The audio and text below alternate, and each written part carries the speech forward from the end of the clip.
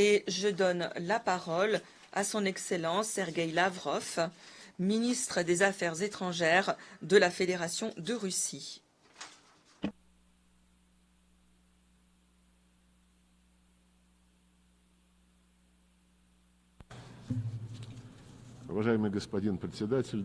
Monsieur le Président, Mesdames et Messieurs, il y a quelques jours, dans ce bâtiment, s'est tenu le Forum de l'avenir. La Russie a adhéré à l'idée du secrétaire général qui consistait à convoquer un tel sommet, car la crise de l'organisation ne fait que s'aggraver et il faut faire quelque chose. Nous avons participé à la préparation du sommet, mais nous ne nous bercions pas d'illusions. En effet, il y a déjà eu beaucoup de grands sommets, de grandes déclarations, aussitôt oubliées. Par exemple, il y a eu le sommet du millénaire, qui avait proclamé l'objectif qui consistait à libérer les peuples du fléau de la guerre.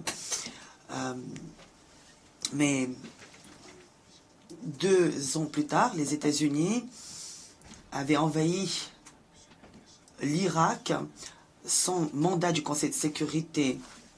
Ce pays, aujourd'hui, ne s'est toujours pas relevé des conséquences de cette aventure militaire. Ensuite, en 2005, il y a eu le sommet des Nations Unies qui avait déclaré l'attachement à un monde juste conformément aux principes de la Charte des Nations Unies. Mais cela n'a pas empêché les États-Unis et leurs alliés de pousser M. Saakashvili à déployer en 2008 une agression militaire contre les peuples de Sidi du Sud et les casques bleus, ou plutôt les forces russes qui étaient chargées de maintenir la paix sur place. 3 ans plus tard, l'OTAN a organisé une intervention militaire en Libye, détruisant ce pays et sapant la stabilité des pays voisins. En 2015, il y a eu un autre sommet des Nations Unies, un sommet sur le développement durable, dont l'objectif était de lutter contre la pauvreté et les inégalités. Mais regardez les statistiques du financement du développement dans les pays du Sud global et sur le transfert des technologies. À l'époque, Kofi Annan et Ban Ki-moon l'avaient déjà déclaré, tout comme M. Gutiérrez aujourd'hui, il fallait réinitialiser la coopération mondiale. C'est un bon slogan. Qui serait contre un tel slogan? Mais comment peut-on parler de coopération internationale lorsque l'Occident piétine toutes ces valeurs qui, soi-disant, lui sont chères, fondées sur la mondialisation et qui étaient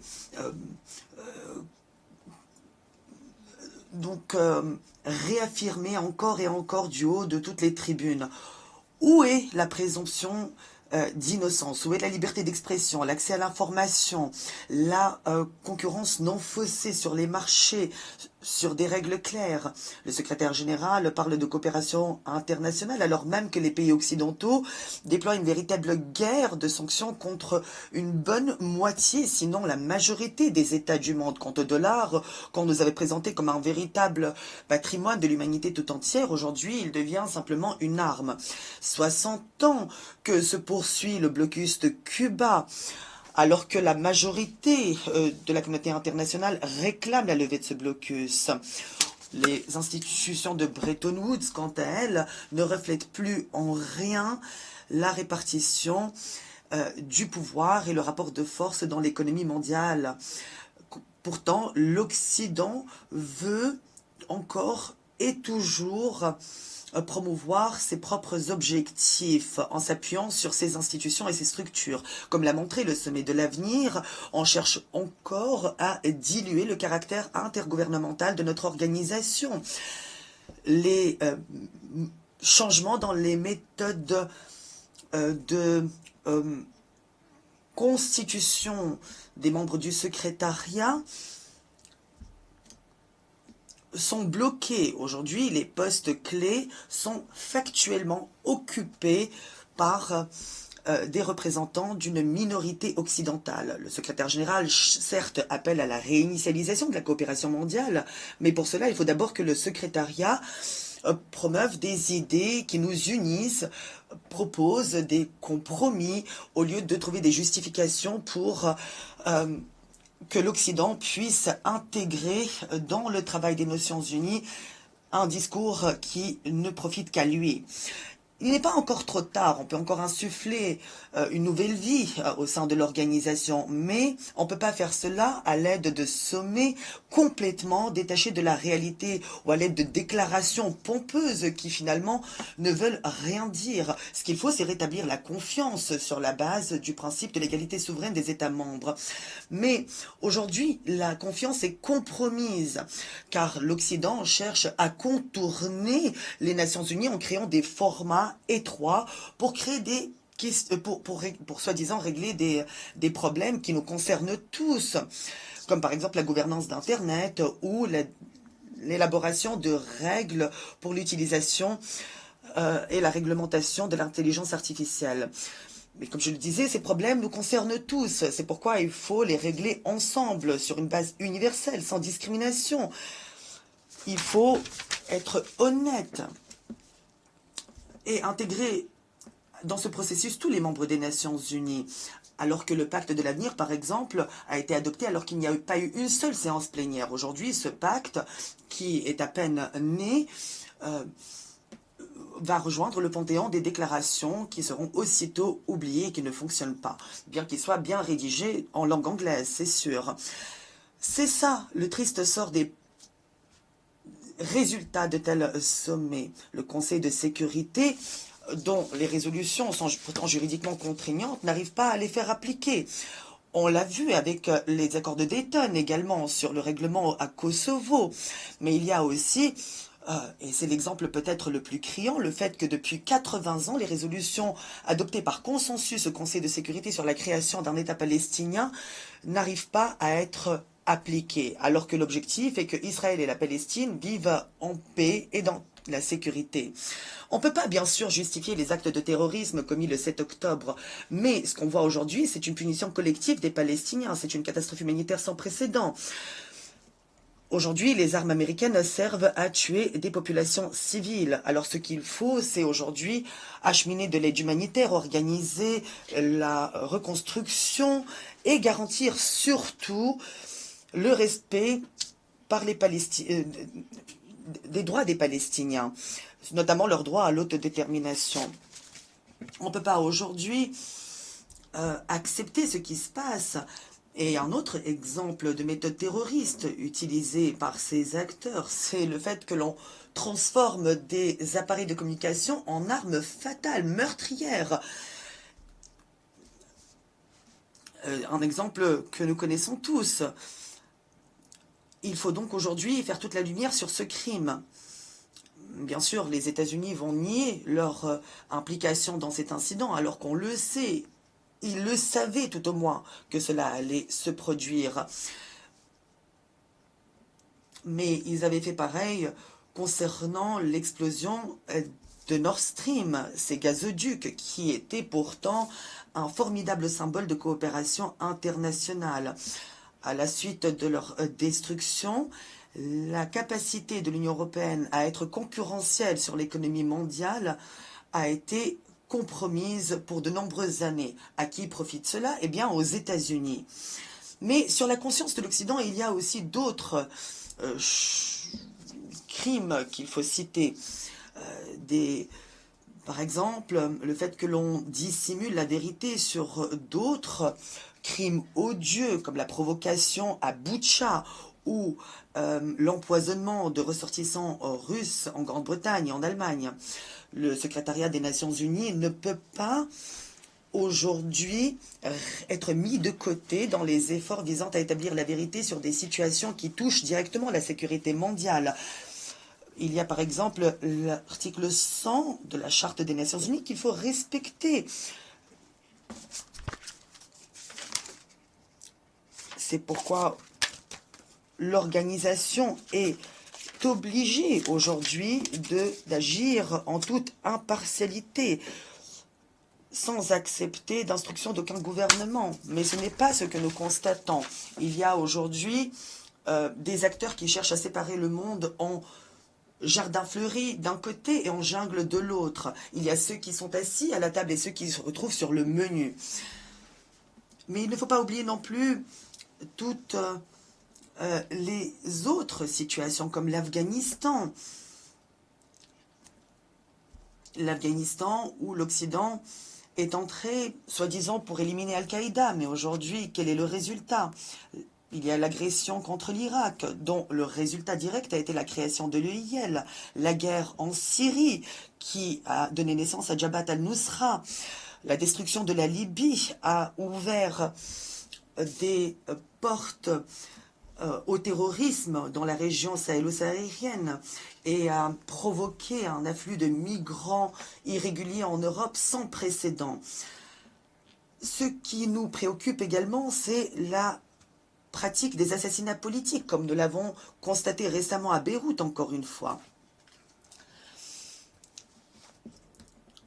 L'évolution de la situation dans le conflit arabo-israélien, au Yémen, dans les eaux territoriales de la mer Rouge et dans le golfe d'Aden, au Soudan et dans d'autres hotspots, comme on les appelle en Afrique, reflète un fait irréfutable. La sécurité doit être égale et indivisible pour tous.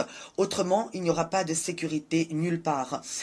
C'est une vérité pourtant simple que la Russie, pendant des années, a essayé de faire comprendre à Washington, à Londres et à Bruxelles, alors que ces derniers sont empêtrés dans leur complexe et s'estiment exceptionnels. Ils agissent en toute impunité, malheureusement. Et pourtant, ils avaient promis de ne pas élargir l'OTAN. En 1999 et en 2010, ils avaient signé des documents officiels à l'issue de sommets de l'OSCE et se sont engagés à ne pas garantir leur sécurité au détriment de celle des autres. Mais, de facto, l'Alliance de l'Atlantique Nord, l'OTAN, depuis 3 décennies, mène une véritable expansion militaire et géopolitique en Europe et tente à s'implanter en Transcaucasie, en Asie centrale, créant une menace directe pour notre pays. L'Occident ne parle plus de coopération internationale dans ce contexte, alors que le secrétaire général en rêve. Aujourd'hui, dans les documents de doctrine militaire des pays occidentaux, on accuse directement la Russie, la Chine, le Bélarus, la RPDC, l'Iran d'être une menace pour leur propre hégémonie, leur domination. On a déclaré un objectif contre la Russie. On veut infliger à la Russie une défaite stratégique, comme Londres et Washington l'avaient déjà planifié en mai 1945, lorsqu'ils avaient élaboré, avant la fin de la Seconde Guerre mondiale, l'opération Unthinkable, impensable, pour détruire l'URSS. C'était une opération gardée dans le plus strict secret. Mais aujourd'hui, les stratèges anglo-saxons ne dissimulent même plus leurs objectifs. Bien sûr,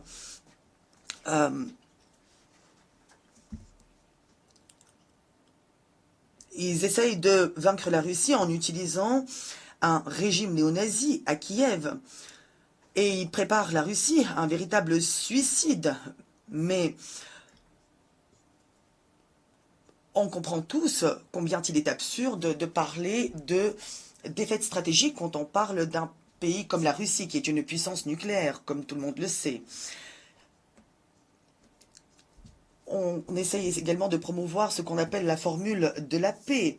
L'Occident parle sans honte de la Charte des Nations Unies. Elle invoque pour défendre, soi-disant, l'intégrité territoriale de l'Ukraine. Mais j'aimerais rappeler à nos collègues au secrétariat des Nations Unies que la charte ne parle pas seulement d'intégrité territoriale, elle parle aussi du respect des principes d'égalité et d'autodétermination des peuples.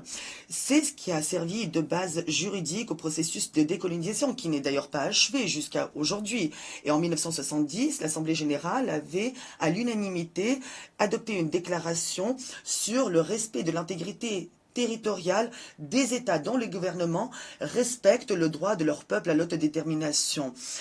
Je souligne que c'est une déclaration adoptée à l'unanimité par l'Assemblée générale des Nations unies après de longues années de discussions et de débats laborieux.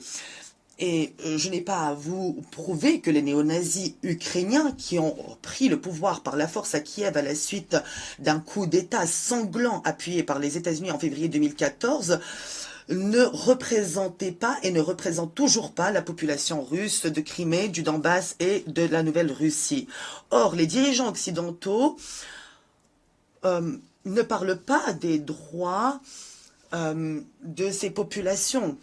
Nous le savons, aujourd'hui, la langue russe avait été interdite légalement dans tous les domaines, dans l'éducation, dans les médias, dans l'art, dans la culture et même dans la vie quotidienne.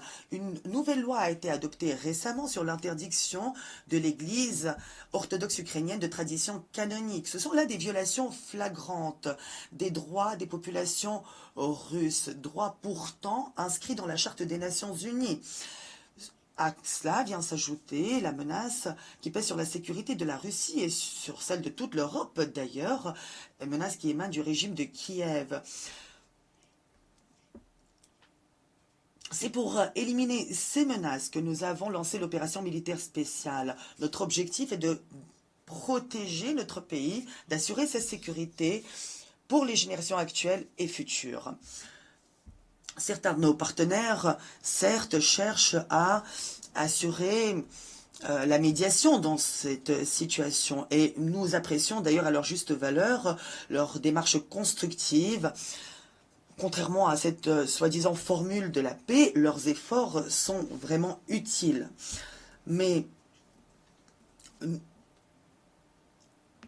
nous appelons encore et toujours à prendre en considération les causes profondes de cette situation. Si ces causes profondes ne sont pas éliminées, il n'y aura pas de paix réelle ou pérenne. Pourtant, Vladimir Poutine, le 14 juin, avait proposé un plan réaliste de règlement de cette situation. Mais Kiev et leurs sponsors, et ses sponsors ont tout fait pour saper toute perspective de négociation. Cette agressivité et cette hypocrisie sans précédent de la politique occidentale vis-à-vis de la Russie anéantit toute perspective de coopération mondiale affirmée par le secrétaire général et bloque le fonctionnement de l'ensemble du système de gouvernance international, y compris au Conseil de sécurité. Ce n'est pas nous qui avons choisi de procéder de la sorte. Ce n'est pas à nous d'assumer la responsabilité des conséquences de cette politique dangereuse. Pourtant, si l'Occident ne change pas de cap, eh bien, les conséquences se feront sentir partout dans le monde. La majorité des États dans le monde sait que la confrontation et l'hégémonie ne régleront pas les problèmes du monde. Ils ne font qu'entraver le processus de création d'un monde multipolaire qui devrait s'appuyer sur l'égalité des droits de tous, nations petites comme grandes nations. Il faut respecter la valeur de la vie humaine, l'égalité entre les hommes et les femmes, ainsi que le principe d'ingérence dans les affaires intérieures des États. D'ailleurs, ce principe n'a pas été inscrit dans le pacte et n'a pas été évoqué au sommet de l'avenir, car certains ont cherché à le bloquer, avec les États-Unis et leurs satellites en tête de liste. Le 18 septembre, il y a eu un forum à Saint-Pétersbourg, au cours duquel le président Poutine avait souligné la nécessité d'unir les efforts au nom du développement durable de tous et de la sécurité indivisible et égalitaire. Il est important que le Sud global et les pays d'Europe orientale fassent valoir leurs droits. Ils l'exigent depuis trop longtemps et ils doivent pouvoir et l'Orient aussi, de manière générale, doit pouvoir participer de manière plus constructive au règlement des problèmes du monde.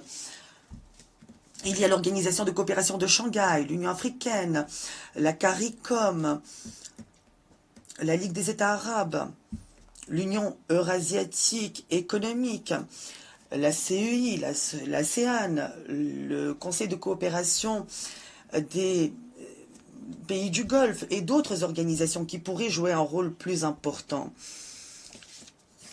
Il y a aussi les BRICS qui créent des possibilités d'harmonisation des approches pour trouver des mécanismes de coopération mutuellement bénéfiques qui ne seraient pas contrôlés par des acteurs extérieurs et ne seraient pas soumis à leurs diktats.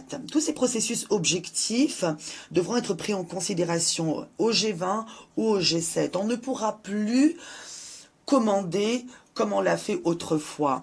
Cette époque est presque révolue. Il faut aujourd'hui tirer les enseignements des expériences passées. Notre pays a lancé des initiatives en vue de créer une architecture inclusive de sécurité indivisible et égalitaire dans l'espace eurasiatique. Et j'aimerais souligner que c'est un dispositif qui est ouvert à tous les États, à toutes les organisations du continent qui seraient prêts à travailler de concert pour trouver des solutions acceptables pour tous en utilisant l'interconnectivité et les avantages concurrentiels de tout un chacun dans cet espace. D'ailleurs, une conférence internationale sera organisée bientôt à Minsk le 31 octobre et parlera de ces questions. Nous ne rejetons pas le dialogue avec l'Occident, il faut le dire. En juillet, sur proposition de la Russie, il y a eu des débats ouverts du Conseil de sécurité sur la question de la mise en place d'un ordre mondial plus durable et plus juste. Pour nous, il est important de continuer de discuter ici aux Nations Unies comme dans d'autres instances. Un ordre mondial plus juste suppose néanmoins une représentation plus large du Sud global au Conseil de sécurité des Nations Unies.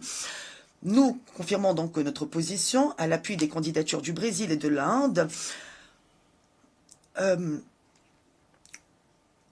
et sur l'approbation des initiatives de l'Union africaine. Évidemment, on ne peut même pas parler d'octroyer des sièges supplémentaires aux pays occidentaux qui sont déjà surreprésentés au Conseil de sécurité.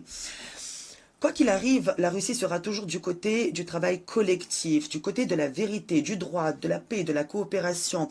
C'est la raison pour laquelle il y a eu l'initiative du groupe des Amis du Venezuela pour la défense de la Charte des Nations Unies. Ces buts et principes sont d'actualité aujourd'hui comme il était auparavant. Le plus important, c'est que ces principes soient respectés afin d'aller contre la confrontation. Il est extrêmement important pour nous de continuer de défendre la paix et la coopération afin que les idéaux inscrits dans la Charte des Nations Unies trouvent une expression concrète. Comme je l'ai dit, cette initiative du groupe de Venezuela reste d'actualité aujourd'hui. Le plus important, c'est que tous, sans exception, respectent les principes de manière universelle et non pas de manière sélective. Il faut en effet trouver un équilibre entre les intérêts nationaux légitimes de tous les pays. C'est ainsi que nous pourrons donner vie aux principes fondamentaux inscrits dans la Charte des Nations Unies pour que l'Organisation des Nations Unies soit au cœur de la concertation des actions collectives des nations. Je vous remercie de votre attention. The Russian Federation. Je remercie le ministre.